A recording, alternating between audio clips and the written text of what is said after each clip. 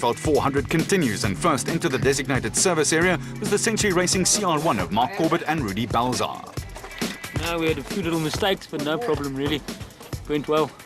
How's the route? The route's good. Markers are missing, but it's good. It's a nice route. Only a few seconds behind Corbett and Balzar was the Jimco of Gerard du Plessis and Ferdy Segers. Dit is vinnig. Ek sê waar jy die maak kom met daai vierwieldryf hier van hom loop, ek sukkel om by hom te kom. En die onfiksheid kom nou 'n bietjie deur. So was ie wat maak die tweede helfte. With his prediction of a fast race coming true, Shamir Varayawa was set to make a move on the leaders during the second loop. We've been battling to pass Nick Harper now for the last 30-40 kilometers, but eventually he made a mistake and we got past him. And yeah, now I think it's open road for us, so let's see. You're going to start pushing in the second loop? Definitely going to push. We're definitely going to go all the way out. Leading the production vehicle field were Gary Berthold and Andre Vermeulen with the Atlas Copco Toyota showing some battle scars. Yeah, it's been an interesting one. To be the first car into the DSP at the moment is a fantastic feeling. It's close racing out there. Taking on these factories is a tough job, but we seem to be holding it together. Only seconds behind the leaders, Duncan Foss and Ralph Pitchford were prepared to play a waiting game. We've been really battling to get past some of the space frames. Some of the guys' screamers aren't working. But yeah, we just try and stay on the road, keep it together, and Gary's just in our sights in front of us, so we're just biding our time at the moment. Neil Woolridge and Kenny Shorthammer were up into third, with Woolridge in a happier frame of mind than on the prologue. Since my biking days, I've always battled. When there was long grass or anything like that, I used to battle in the long grass. I don't mind dust or mist or anything like that, but just when I'm not sure exactly where I'm going, I really battled, and yesterday was just a nightmare for me. So we made a couple of changes to the car last night, which seemed to have made a couple of improvements, and I'm feeling that much better today. So we're halfway around, and I think we're in third place, so we've just got to keep up the pace and do another one. Up and down pit lane, there was plenty of activity as service crews scrambled to sort out minor or more serious mechanical problems. There is a compulsory 15-minute stop for each team, and after that the race clock starts running again.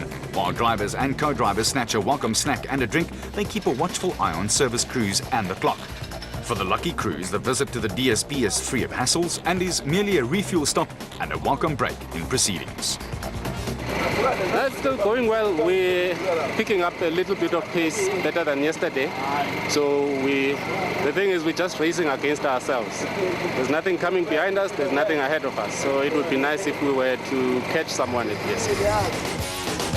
At the end of the first loop, there were just 11 seconds between Berthold Vermeulen and Forsen Pitchford.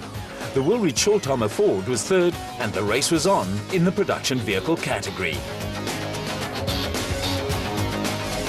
The race certainly was also on in the special vehicle category, with Corbett and Balzar just 18 seconds ahead of du Plessis and Segers.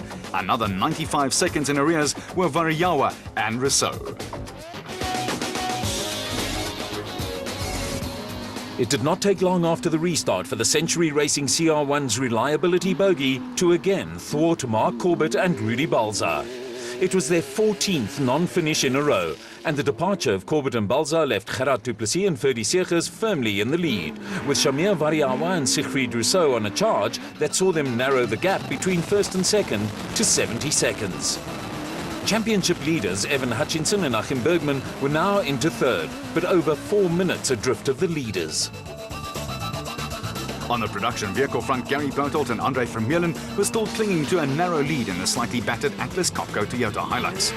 Charging after them were championship leaders Duncan Foss and Ralph Pitchford, with a gap between the two cars just 14 seconds, with the Donaldson Nissan team looking for its 6th win in a row.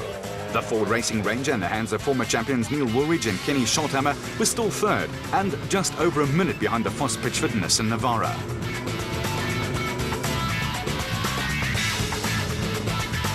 Brothers David and Gary White were firmly in control of 4th place and the Class P lead. The Ruhr Combat was on track for a top 5 finish, with the Whites set to take over the Class P championship lead from Cape brothers Johan and Etienne Besaidnout, who were early casualties in the Adenco Bat. Beckett and Harris in the Century Property Bat were holding on to their Class B lead, with Free State pair Lou de Bruin and Rian Greyling leading the Class E battle in the Ruhrcon Ford Ranger.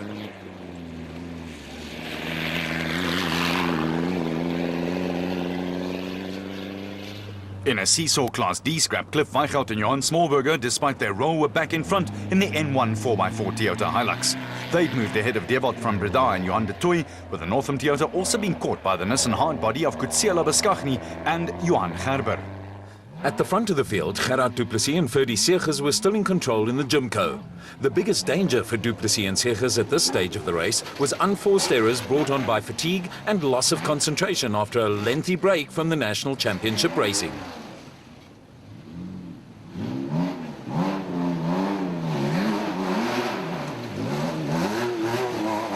Du Plessis and Segers also had to resist pressure from Shamir Variawa and Siegfried Rousseau. The total porter pair were pushing as hard as they could and were gradually whittling away at the lead of Du Plessis and Segers, and that they held at the designated service point. The battle between the Jimco crew and the porter team was shaping up for a close finish, while behind them, championship leaders Evan Hutchison and Achim Bergman appeared to have settled for a safe third and valuable points that would place them in an impregnable position in the title race. For the Motorrad Revo pair, a disappointing prologue was starting to prove to be too much of a hurdle to overcome.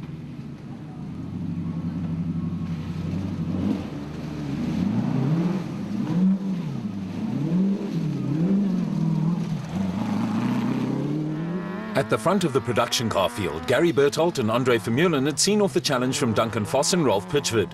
The Nissan crew hit a rock while attempting to overtake the Atlas Copco Toyota, and they were now dropping rapidly down the field.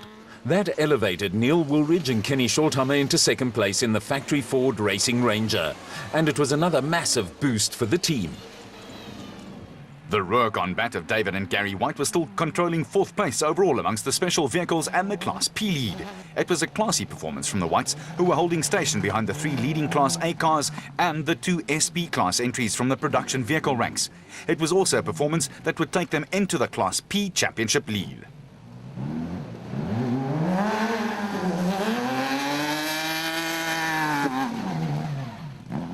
There was also an impressive performance from Mike Whitehouse and Matthew Carlson in the Regent Racing Bat. After starting around 14 minutes behind the prologue winners, the brothers-in-law had spent the day gradually working their way through the field and were up to 5th overall in the special vehicle category and 4th in Class A.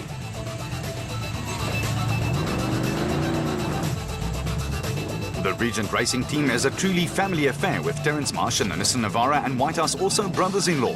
Whitehouse and Carlson had also moved ahead of Nick and Ryan Harper, who did not do their cause any good by falling into a ditch 500 meters from the designated service area. And the father and son combination were now 6th in the special vehicle category. Don Thompson and Helmar van Geeseling had also had a good day in the Zarco and were now a solid 2nd in Class P, with plenty of daylight between them and third-placed Archie Rutherford and Craig Doubtfire in the Regent Racing Bat. Rutherford and Doubtfire also had plenty of time in hand over former SA champions Richard Schilling and Chris Davies, who were 4th in class in the Ace Co.